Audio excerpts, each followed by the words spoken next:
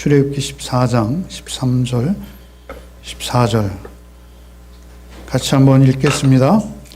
모세가 백성에게 이르되 너희는 두려워하지 말고 가만히 서서 여호와께서 오늘 너희를 위하여 행하시는 구원을 보라. 너희가 오늘 본 애굽 사람을 영원히 다시 보지 아니하리라. 여호와께서 너희를 위하여 싸우시리니 너희는 가만히 있을지니라. 아멘. 주님 감사합니다. 이토록 어지러운 세상 속에서도 나와 또 우리의 가정을 지키게 하셔서 또 변함없이 감사함으로 우리가 주님 앞에 예물을 또한 드릴 수 있도록 하시니 얼마나 감사한지요. 우리가 각자의 형편에 맞추어서 주의 인도하시는 하나님의 손길을 늘 경험하는 우리의 가정들 되게 하여 주옵소서. 특별히 가정의 달 예배하는 가정들 되게 하여 주옵시고 주의 예배하신 축복이 가정 예배를 통해서 가정에 임하는 복이 우리 모든 가정에게 있게 하여 주옵소서. 예배 중에 하나님의 음성 듣기를 원합니다. 하나님 말씀 안에서 위로받고 또 결단하는 시간 되도록 성령께서 우리를 찾아오시고 주의 음성 들려 주옵소서. 예수 그리스도의 이름 받들어 기도하옵나이다. 아멘. 우리는 출애굽기를 묵상해 왔습니다. 출애굽기를 통해서 우리가 이제 그 절정이라 할 수 있는, 출애굽기 절정이라 할 수 있는 부분을 우리가 묵상했는데요. 그들이 이제 출애굽해서 6월절을 보내고 출애굽해서 광야로 나왔어요. 그런데 하나님께서 그들을 인도하시기를 이렇게 돌이키게도 하시고, 그리고 홍해를 앞에 두게도 하시고, 이러한 과정들을 거치면서 우리가 묵상한 대로 바로가 마음을 바꾸어서 애굽이 이스라엘을 추적하게 하셨어요. 그들은 심히 두려워했습니다. 그리고 오늘 본문에 있는 바로 앞에 11절 12절 읽지 않았습니다만 사실 오늘 본문은 14장 전체입니다. 그런데 그 11절 12절에 있는 그 말씀 무엇이냐면 애굽에 매장지가 없어서 광야로 우리를 데려왔느냐, 우리가 뭐라 했느냐, 우리를 좀 내버려 두라, 우리가 애굽을 섬길 것이라 하지 않더냐, 애굽을 섬기는 것이 광야에서 죽는 것보다 훨 낫다, 이렇게 그들이 불만을 이야기하며 불신앙의 말들을 쏟아내고 있었습니다. 모세를 향해서요. 그들을 정작 인도하신 분 하나님이시죠. 하여튼 모세를 위해서 그들의 불평이 쏟아지자 오늘 본문 특별히 집중해서 보고자 하는 본문은 13절 14절인데요. 이 13절 14절은 모세가 그들의 불평과 불만에 응대해서 말하는 것입니다. 우리 다시 한번 모세의 감정으로 한번 읽어볼까요? 모세의 감정을 읽겠습니다. 모세가 백성에게 이르되 너희는 두려워하지 말고 가만히 서서 여호와께서 오늘 너희를 위하여 행하시는 구원을 보라. 너희가 오늘 본 애굽 사람을 영원히 다시 보지 아니하리라. 여호와께서 너희를 위하여 싸우시리니 너희는 가만히 있을지니라. 특별히 13절 말씀, 두려워하지 말라, 가만히 서 있으라, 그리고 보라. 이 세 가지 동사로 그들에게 명령하고 있어요. 여러분, 이 명령은 말이죠, 우리의 삶 속에서 우리가 어려움을 당하고 두려움 속에서 애굽을 돌아보는 그러한 고난 속에서 우리가 늘 묵상하고 또 기억해야 할 말씀입니다. 두려워하지 말라, 가만히 서 있으라, 보라, 이렇게 말씀하셨죠. 근데 사실 원문의 구조는요 더 강렬합니다. 원문은요 이 동사 세 개가 나란히 먼저 등장합니다. 원문에서는 뭐라 하냐면 두려워 말라, 가만히 서서 보라, 이렇게 시작합니다. 그러니까 동사 세 개가 연이어지는 거예요. 그래서 특별히 영문 번역이 이 원문의 어순과 유사합니다. 제일 어울리는 것이죠. 그래서 우리가 잘 아는 대로 동사의 명령형 있지 않습니까?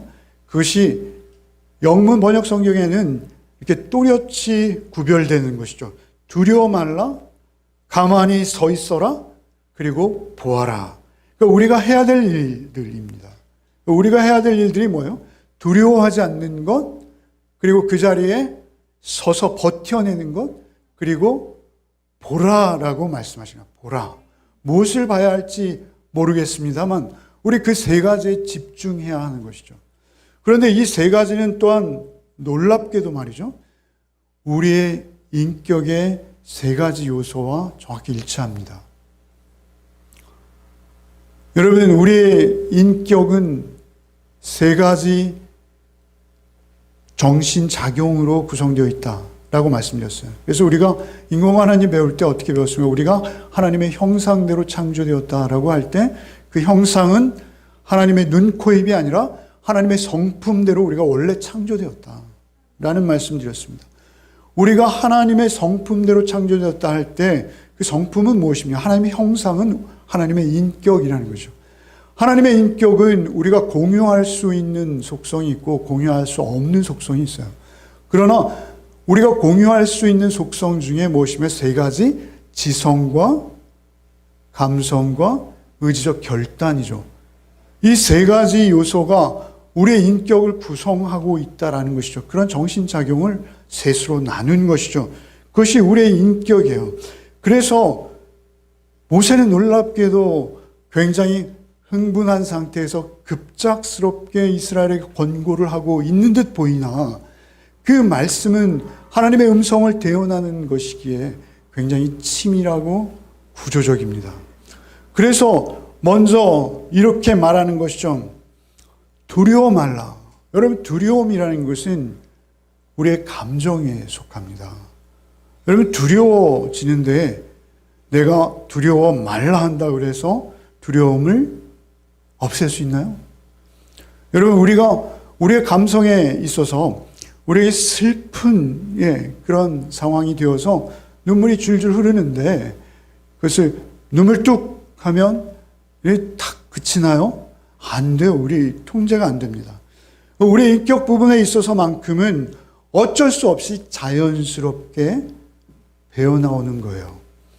그런데 특별히 모세가 두려워 말고 서서 보아라 이렇게 말씀하시는 것은 무엇이냐면 말이죠. 이 두려워하지 않을 수 있는 방법은 뭐냐면 이 인격의 세 가지 요소가 어우러지는 거예요. 그래서 이 인격의 세 가지 요소가 어우러져서 우리의 의지적 결단과 우리의 지성이 움직이면, 그리고 우리의 지성과 우리의 의지적 결단이 우리의 감성에 영향을 미치기 시작하면, 그리고 영향을 미치면 우리의 감정도 하나님 앞에서 충분히 우리의 인격으로 억제할 수 있다는 것입니다. 아니, 오히려 승리할 수 있다는 것이죠. 여러분, 이스라엘의 입장을 한번 생각해 볼 필요가 있습니다. 애굽이 창과 칼과 말이죠, 병거와, 우리 김현수 집사님 기도해 주셨습니다만 완전 무장한 군대 앞에서, 탱크를 몰고 오는 상대 앞에서 맨손에 일반 시민된 입장에서의 두려움은요, 생명의 위협입니다. 서 있을 수 없습니다. 재빨리 뒤돌아서서 전속력으로 달려야죠. 그러나 지금 모세는 서 있으라는 것입니다. 여러분, 이스라엘은 무기도 없고 무기를 다룰 수 있는 기술도 없고, 여러분, 더욱이 그 무리는 장정만 60만이 아니라 부녀자도 있습니다. 어린아이들도 있습니다. 연로하신 부모님들도 계세요. 그러한 상황에서 연기를 뽀얗게 내면서 전속력으로 달려오는 애굽의 군대를 볼 때 느끼는 두려움. 그런데 그 두려움 앞에서 두려워하지 말라는 것입니다. 그리고 두 번째 요구는 무엇입니까? 서 있으라는 것입니다. 서 있으라. 여러분, 이것은 두려워하지 않는 것은 감정에 속한다면 서 있는 것은 결단입니다. 우리의 의지에 속하는 거예요. 서 있을 수가 없는 거예요. 무릎에 힘이 풀리고요. 털썩 주저앉지 않으면 다행인 것입니다. 아니, 쓰러져야 당연한 것이죠. 오히려 졸도할 수 있는 상황이죠. 그런데 그 상황 속에서도 넘어지거나 주저앉거나 뒤로 물러서거나 하지 말고 당당하고 의연한 태도로 두 발에 힘을 주고 버텨내라 라고 우리의 의지에 충고하는 것입니다. 제일 중요한 것은 보라입니다. 보라. 사실 이 보라라는 이 말씀이 우리의 시선을 어느 곳에 두어라 라는 말씀이라기보다는요, 시선은 애굽의 군대를 향할 수밖에 없어요. 보라라는 이 말씀은 생각에 관련된 말씀입니다. 생각해 보라라는 것입니다. 생각해 보라. 그래서 이 보라는 우리의 지성, 우리의 지식에 관련된 말이에요. 사실은 이 지적인 요소가 우리의 의지와 우리의 감정을 동시에 컨트롤할 수 있습니다. 우리의 지적인 요소, 내가 어떻게 알고 있는가, 내가 어떻게 지적으로 동의하고 있는가, 내가 어떻게 나의 생각으로 확신하고 있는가가 우리의 감정과 우리의 의지적 결단에 영향을 미친다라는 것이죠. 그래서 보라라는 이 세 번째 명령은 말이죠, 이 앞선 두 가지의 명령의 근거가 됩니다. 근거가 돼요. 생각 좀 해보라라는 이 말씀은 결국 무엇입니까? 보라라는 말씀에 부연되어지는 오늘 너희를 위하여 행하시는 구원을 보라는 것입니다. 오늘 너희를 위하여 행하시는 구원을 보라. 그런데 이 말씀의 시제가 오늘 너희를 위하여 행하실 구원을 보라가 아닙니다. 너희를 지금까지 인도하신 하나님의 구원하심을 보라라는 것입니다. 그러니까 그들이 무릎에 힘을 주고 두 발로 버티어서 결단하며 그들이 두려움을 떨쳐버릴 수 있는 것은 지금까지 그들을 구원으로 인도하셨던 하나님을 생각하는 것입니다. 하나님 그 베푸신 은혜를 기억하는 것입니다. 우리의 신앙도 동일합니다. 우리가 받은 은혜만큼 살 수 있는 자들이죠.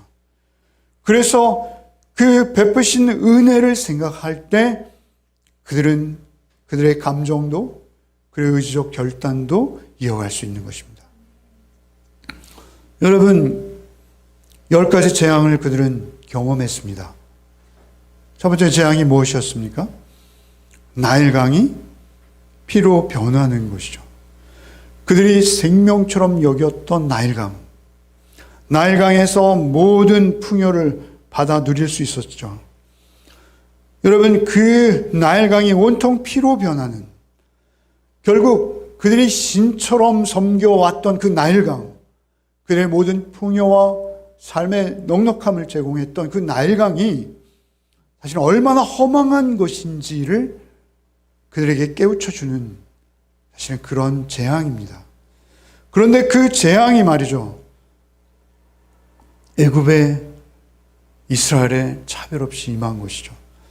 여러분, 그것이 그 풍요가 그들의 모든 것이 아니라는 것입니다. 여러분, 개구리 재앙은 무엇입니까? 그들의 신이라고 말씀을 드렸어요. 다산과 풍요의 신들입니다. 그 여인의 몸을 가지고 머리만 개구리인 모습들의 애굽의 벽화가 있다고 해요. 그래서 그들의 실제 신이라고 합니다.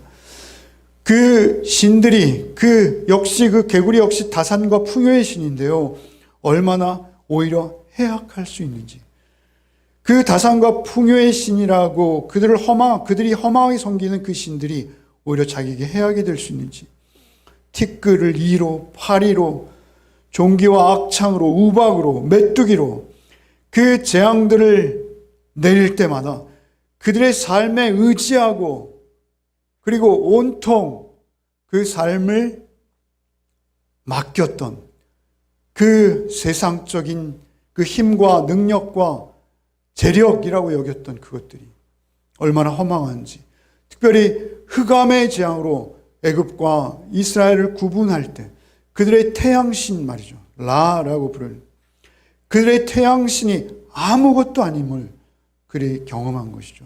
가장 놀라운 것은 우리가 지난주 말씀을 나누었던 어린 양의 피로 그들을 죽음으로부터 건져내신 재앙입니다. 그 어린 양의 피로 자신들을 건져내신 하나님을 그들은 경험했던 거예요. 그것을 보라는 것입니다. 그것을 생각해 보라는 것입니다.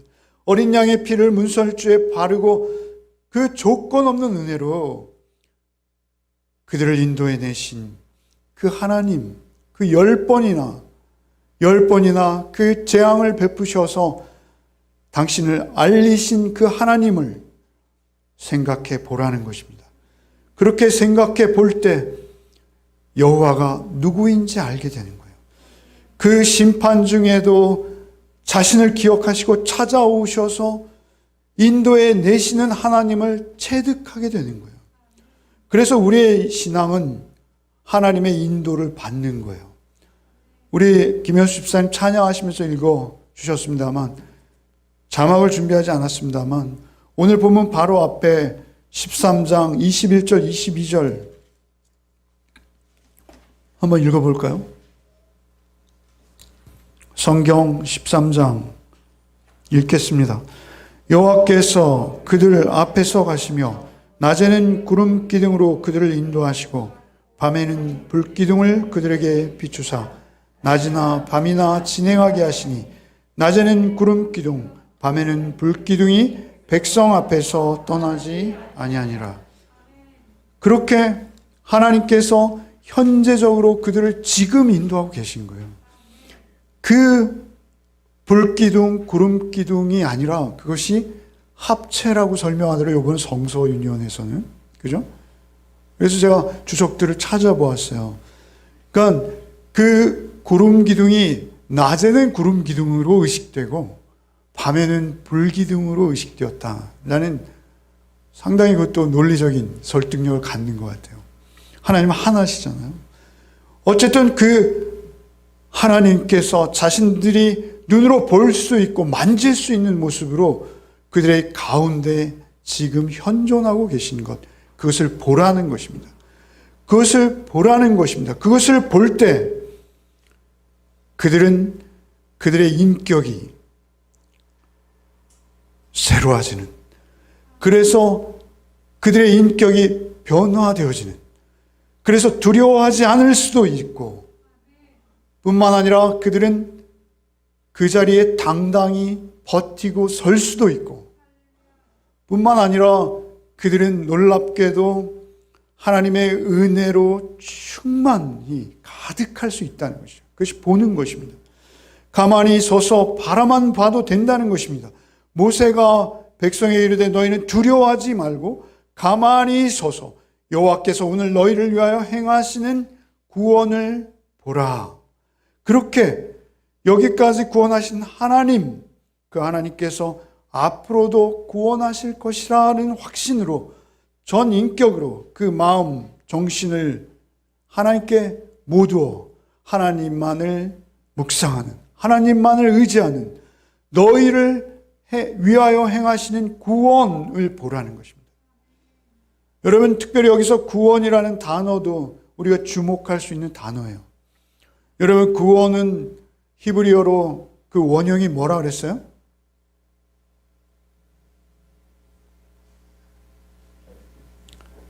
새벽에 들으시죠? 들으시는 분. 예. 설교 중에 당부드립니다. 당부드리는 건 뭐냐면 유튜브로 하고 있습니다. 꼭 구독 신청하시고요. 좋아요 눌러주시고. 예. 여러분, 그 새벽에 말씀드렸습니다만 원형은 예슈아입니다. 예슈아. 구원은 예슈아예요. 예슈아가 누구죠? 여호수아, 그리고 신약에서 예수, 동일한 의미예요. 여러분, 너희를 위하여 행하시는 구원이라는 이 구원이라는 단어는 말이죠, 하나님께서 어떻게 그들을 구원해 내실지의 모든 의미를 담고 있는 단어입니다. 그러니까 구원은, 예수라는 이름은 마태복음 1장에서 우리가 본 대로 자기 백성을 저희 죄에서 구원할 자, 애굽은 죄와 죽음을 상징하는 곳입니다.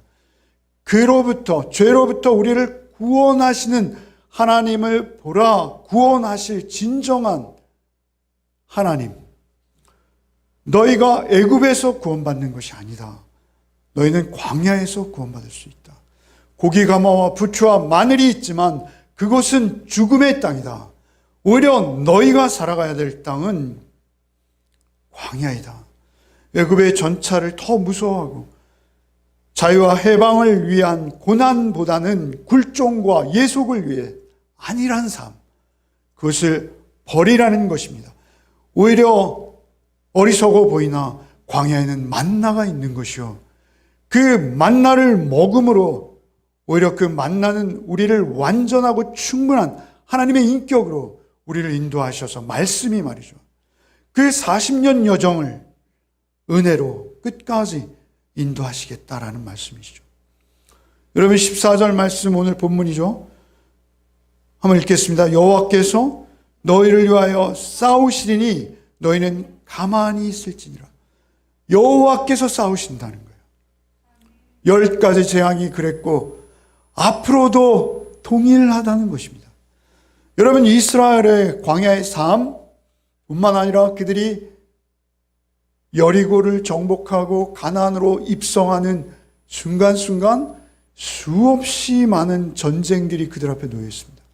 그들은 아말렉을 맞닥뜨려야 되고 블레셋을 맞닥뜨려야 되고, 가나안의 일곱 족속들, 여부스 족속, 기르가스 족속, 수많은 족속들과 전쟁을 해야 됩니다.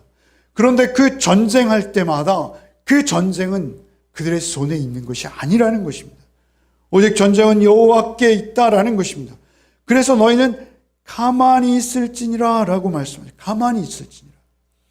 가만히 있을지니라, 이 말씀도 새벽에 말씀드렸습니다만 히브리어 하라시라는 히브리어입니다.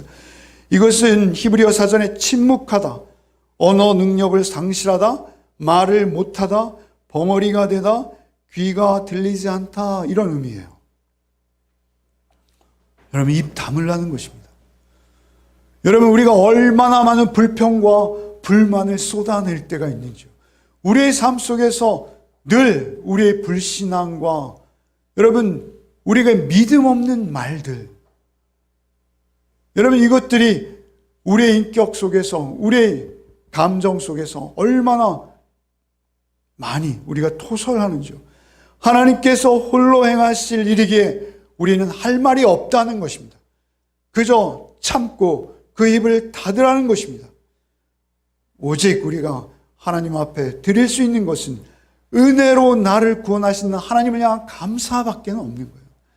그래서 오직 그 감사를 묵상할 때 우리의 인격이 하나님으로 충만해지는 것이죠. 여러분, 검푸른 홍해의 바다는 죽음입니다. 죽음을 상징하는 것이죠. 이 14장은 오늘 본문 이후로 이제 모세가 지팡이를 들고 그리고 홍해를 건너는 그러한 상황이죠. 여러분, 홍해는 사단의 권세의 영역입니다. 죽음을 의미합니다. 여러분, 우리 놀랍게도 말이죠, 그 그리스 로마 신화에 나오는 강이 있어요. 레떼라는 강입니다. 로마 신화를 읽으신 분들은 관심 있으실 거예요. 뭐 카페 같은 데 봐도 레떼, 이런, 무슨 의미로 그런 이름을 줬는지. 그런데 그건 죽음의 강입니다. 망각의 강이죠. 그거는 중국에서 소위 말하는 그들의 신화 속에 있는 황천. 그것도 강입니다. 그건 죽음을 의미하는 강들이에요. 놀랍게도 성경에서 바다는 말이죠, 죽음을 상징합니다. 그 죽음의 강을 건너야 된다라는 것입니다. 그런데 놀라운 것은 애굽도 이스라엘도 동일하다는 것입니다. 애굽이 되었던 이스라엘이 되었던 그 홍해로 들어가야 하는 것입니다. 동일하게 모두가 그 바다를 건너지 않을 수 없다는 것입니다. 히브리서 9장 20절 말씀처럼 한 번 죽는 것은 사람에게 정해진 것이요 그 후에는 심판이 있으리. 인생은 모두 그 바다를 건너야 할 뿐이라는 것이죠. 그런데 그 저주의 바다에서 우리가 살아 올라올 수 있다는 것이죠. 그 살아 올라올 수 있는 근거는 유월절 어린 양 예수 그리스도의 피로 우리를 값주고 사셨기에 우리가 그 저주의 바다에서도 우리는 길을 찾아갈 수 있는 거예요. 그 바다 가운데 주께서 우리에게 길을 내어주신 것이죠. 유월절 밤에 이스라엘 백성들은 하나님의 심판으로부터 그 피로 말미암아 은혜를 입은 거예요.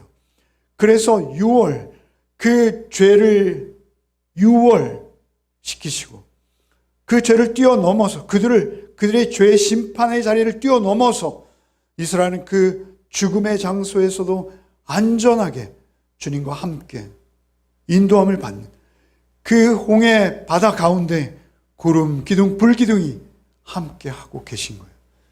그래서 그 구름, 기둥, 불기둥이 앞에서 인도하시다가 그들이 위기에 처하자 뒤로 이렇게 옮기셔서 바로 애굽의 군대와 이스라엘을 가르기도 하시는 것이죠.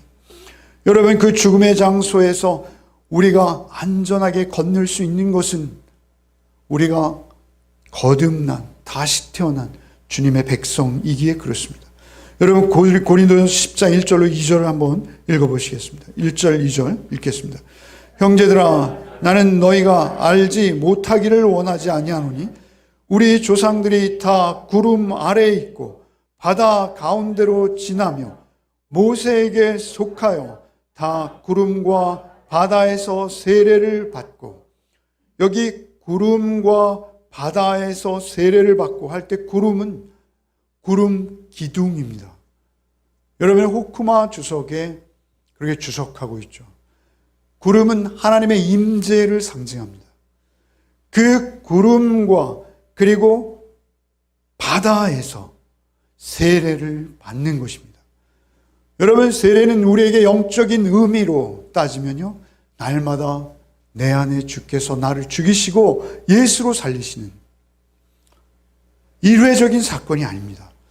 여러분, 모세에 속했기에, 특별히 2절에 고린도전서 10장 2절에 모세에 속하여라고 말씀하시죠. 모세에 속했다는 것은, 모세는 그리스도의 모형입니다. 히브리서의 말씀대로 모세에게 속한다는 것은 우리가 예수 그리스도께 속한다는 거예요. 홍해를 통과하는 이스라엘은 그 유월절 밤에 죽음을 경험한 어린 양 예수 그리스도, 그 대속의 죽음과 연합하는 것입니다. 교리적으로 보면 그 안에서 내가 그리스도의 죽음과 부활에 연합한 것을 의미하는 것입니다. 우리 지난주에 보았습니다만, 그래서 우리가 그 바닷속을 걸을 수 있는 거예요. 우리 생애가. 여러분, 그 협착하고 좁은 길이라고 성서윤회에서 표현했더라고요. 여러분, 예수 따라가는 길, 예수 따라가는 그 생명의 길, 그것은 협착하고 좁고 아무나 찾지 않고 찾는 사람이 드문 길이나 그 길을 따라 걸을 때 우리는 생명으로 이어지는 것입니다. 그래서 사도께서는 갈라디아 2장 20절에 내가 그리스도와 함께 십자가에 못 박혔나니 라는 말씀을 계속 강조하시는 것이죠. 홍해의 마른 땅으로 밟고 건널 수 있는, 여러분, 이것은 로마서 6장 3절로 5절 말씀에 동일하게 등장하죠. 여러분, 로마서 6장 3절로 5절 같이 한번 읽겠습니다. 무릇 그리스도 예수와 합하여 세례를 받은 우리는 그의 죽으심과 합하여 세례를 받은 줄을 알지 못하느냐. 그러므로 우리가 그의 죽으심과 합하여 세례를 받음으로 그와 함께 장사되었나니 이는 아버지의 영광으로 말미암아 그리스도를 죽은 자 가운데서 살리심과 같이 우리로 또한 새 생명 가운데서 행하게 하려 함이라. 만일 우리가 그의 죽으심과 같은 모양으로 연합한 자가 되었으면 또한 그의 부활과 같은 모양으로 연합한 자도 되리라. 모세와 함께, 구름 기둥과 불 기둥과 함께 그 홍해의 검푸른 바다를 가르고 마른 땅으로 건널 수 있는 그 놀라운 은혜를 기억하라는 것입니다. 그것을 보라는 것입니다. 에베소 2장 5절 6절도 동일한 말씀이에요. 한번 읽어보죠. 허물로 죽은 우리를 그리스도와 함께 살리셨고 너희는 은혜로 구원을 받은 것이라. 또 함께 일으키사 그리스도 예수 안에서 함께 하늘에 앉히시니 너희는 은혜로 구원을 받은 것이다. 이스라엘이 특별해서 애굽에 비해서 그리 특별해서 구원받은 것이 아니라는 것입니다. 오직 은혜로 거저 값없이 주시는 하나님의 은혜로 구원받아 그들이 함께 그리스도 안에서 일으킴을 받고 이미 하늘에 구원받은 영적 존재로 주와 함께 있는 것입니다. 이스라엘과 애굽의 차이는 무엇이죠? 그것은 애굽은 그 바닷속에서 죽음과 심판을 동시에 경험하는 것입니다. 죽음과 심판이 하나 되어버린 것이죠. 여러분, 그리스도인이 애굽과 다른 것은 무엇입니까? 그들은 유월절을 경험한 것입니다.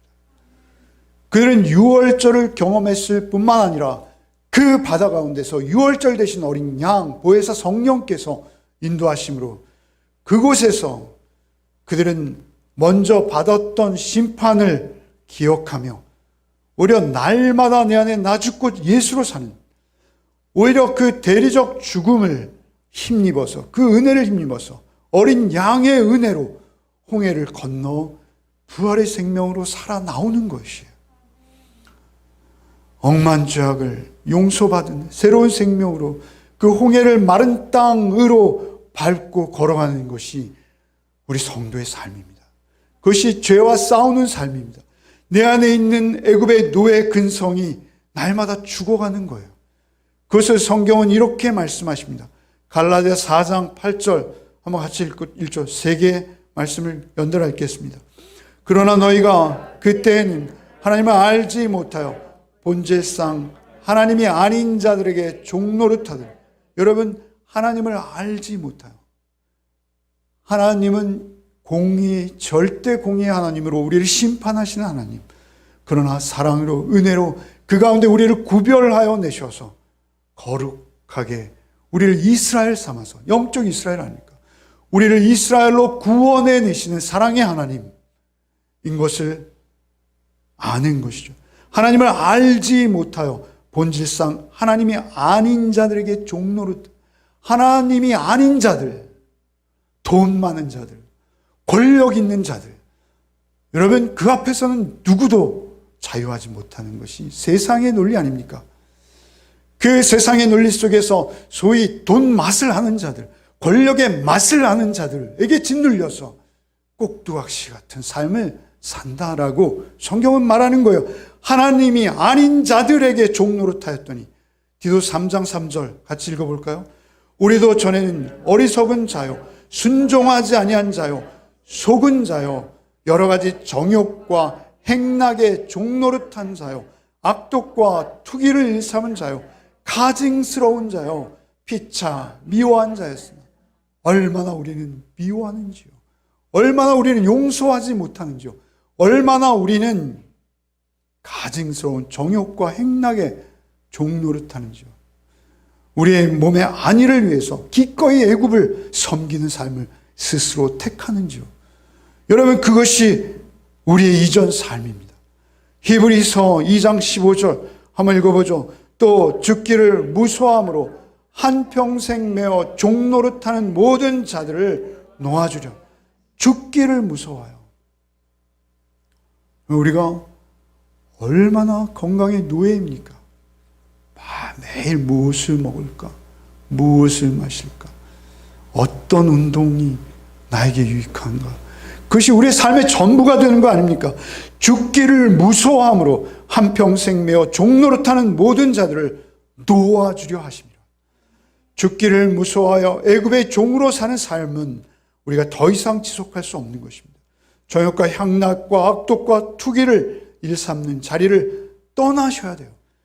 그 싸움을 하는 거예요. 그 싸움이 우리의 싸움이에요. 여러분, 하나님의 군대로 사는 거예요. 군대로. 여러분, 이스라엘은 애굽에서 출애굽했을 때 참으로 오합지졸이죠. 그들은 400년 동안 노예살이를 했습니다. 그들을 그런데 하나님은 놀랍게 군대라고 부르세요. 우리 이해할 수 없는 말이죠. 여러분 출애굽기 7장 4절 우리가 지나온 말씀드립니다만 한번 되돌아보겠습니다. 7장 4절 한번 같이 읽죠. 바로가 너의 말을 듣지 아니할 터인즉 내가 내 손을 애굽에 뻗쳐 여러 큰 심판을 내리고 내 군대 내 백성 이스라엘 자손을 그 땅에서 인도하여 내릴지라. 내 백성, 내 군대, 내 이스라엘. 군대라고 하세요. 군대. 여러분 출애굽기 12장 17절 읽어봅시다. 너희는 무교절을 지키라. 이날에 내가 너희 군대를 애굽 땅에서 인도하여 내었습니다. 무교절은 유월절과 함께 지키는 절기예요. 유월절은 하루요, 무교절은 한 주입니다. 여러분 유월절과 무교절은 동일한 거예요. 그 유월절과 무교절을 경험한 그들을 하나님께서는 군대로 임명하시는 거예요. 군대로. 여러분 출애굽기 12장 41절도 한번 읽겠습니다. 430년이 끝나는 그날에 여호와의 군대가 다 애굽 땅에서 나왔습니다. 종살이, 노예살이 하던 그들이 빈손으로 말이죠. 아니, 빈손은 아니죠. 어쨌든 그들이 그 애굽을 나올 때 그들을 군대라 칭하세요. 군대라. 여러분 이것은 그들이 무장을 잘해서 그들이 진영을 잘 갖추어서 군대라 하시는 것이 아니죠. 우리의 싸움은 영적 싸움입니다. 우리의 싸움은 혈과 육을 상대하는 싸움입니다. 우리의 자신의 혈과 육이죠. 여러분 그래서 에베소 6장에서는 이 군인들이 어떻게 무장했는지를 소개하고 있어요. 여러분 우리 잘 기억하지 않습니까? 에베소 6장에 이스라엘의 영적 무장을 로마 군인의 무장에 비유해서 투구는 무엇이라 하시죠? 구원이라고 하십니다. 구원의 투구. 흉배는 무엇이라 하죠? 가슴에 대는 의의 흉배. 허리띠는 뭐라 하죠? 진리의 허리띠. 평안의 복음의 신발. 말씀 곧 성령의 검을 드는 거예요. 그것은 우리의 인격에 하나님께서 부어주시는 말씀을 통해서 우리를 찾아오셔서 우리와 교제하시는 하나님으로부터 받을 수 있는 무기들이에요. 그것은 우리의 눈에 보이는 칼과 투구와 군화가 아니라 여러분 그것은 우리의 구원이요 우리의 평안이요 우리의 말씀과 성령이요 우리의 진리요 의의 말씀인 것입니다. 그것이 우리의 인격을 만져주시는 거예요.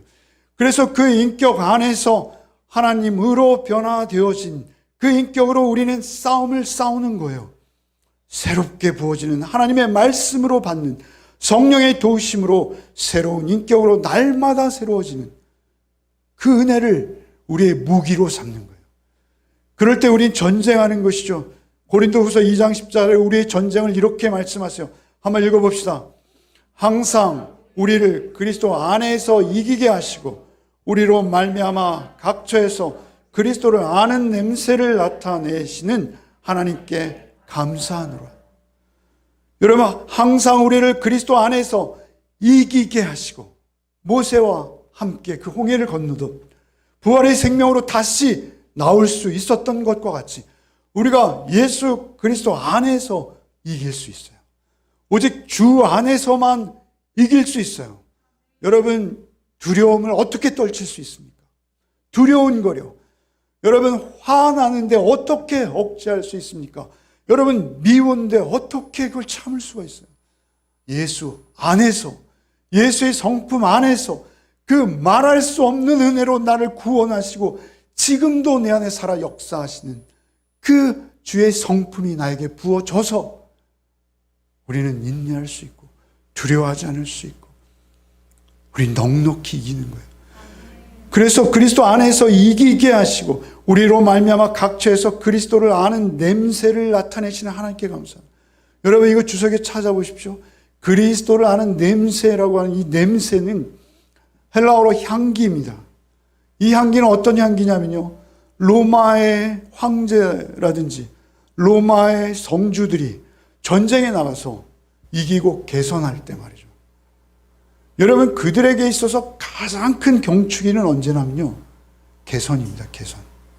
파리에 가면 가장 크고 놀라운 조형물이 개선문이죠. 그 개선문을 중심으로 방사형으로 구성되어 있죠. 그들이 개선할 때 말이죠, 그들이 특별한 향을 피웠다고 합니다. 그 향을 맡으면 즐거움이 몇 배나 더하는 그런 향. 그런데 그 향을 그렇게 자주 피웠기 때문에, 여러분 전쟁에서 내가 지면 어떻게 되는 거예요? 내가 애굽의 종이 되는 거예요. 다시 전쟁에서 이기면 어떻게 되는 거예요? 광야에, 비록 광야이나 하나님 백성이 되는 거예요. 하나님 쫓아 하나님과 함께 사는 놀라운 은혜의 삶을 살 수 있게 되는 것입니다. 그래서 그 삶을 누리기 위해서 여러분 바울 사도는 늘 복음을 전하고 있었어요. 복음을 전할 때 바울 사도가 들리는 그 각 도성은요, 여러분 굉장히 화려한 로마의 빌립보, 고린도, 겉으로 보면 얼마나 화려했는지요. 그런 유명한 도시들을 가는데 바울 사도는 남루한 차림으로, 여러분 아무도 환영하는 인파 없이, 개선장군은커녕, 그러나 그에게는, 그의 후각에는 특별한 냄새가 났다는 거예요. 그 어떤 냄새요? 말미암아 각처에서 그리스도를 아는 냄새, 그리스도를 아는 냄새가 자기에겐 나는 거예요. 그래서 그들이 개선하는 장군들이 피우는 그 향내를 맡으면서, 야, 이제 우리는 전쟁에서 이겨서 또 다른 도시를 우리가 점령해서 우리 노예는 2배가 될 것이고 우리의 재산은 2배로 증식될 거야 라는 그 냄새, 그 기쁨의 냄새보다 더 지독한 냄새가, 더 큰 승리의 냄새가, 이 영적으로 바울이 느낄 수 있는 그 향기가 그의 인격과 그의 가슴에 충만했다는 거예요. 다시 한번 읽어봅시다. 항상 우리를 그리스도 안에서 이기게 하시고 우리로 말미암아 각처에서 그리스도를 아는 냄새를 나타내시는 하나님께 감사하노니. 여러분 이 냄새는 성도만이 맡을 수 있는 냄새입니다. 여러분 이 냄새는 하나님께서 우리에게 은혜를 주시고 우리를 구원하시고 그 구원의 확신 가운데 우리의 하루하루의 삶을 살게 하실 때 우리 안에 확신되어서 나는 냄새예요. 그 냄새만이 우리에게 행복을 주는 것입니다. 그 냄새가 우리를 영원으로 인도해 가는 것이죠. 두려움이 엄습할 때, 애굽의 힘 앞에서 내 무릎에 힘이 빠지고 그야말로 털썩 주저앉을 수밖에 없는 상황. 여러분 우리의 삶 속에 그런 상황들이 얼마나 많이 있는지요. 꼭 큰일을 당하지 않아도요, 우리가 그러한 일들이 우리를 엄습해 올 때마다 우리는 말씀을 놓치지 말아야 돼요.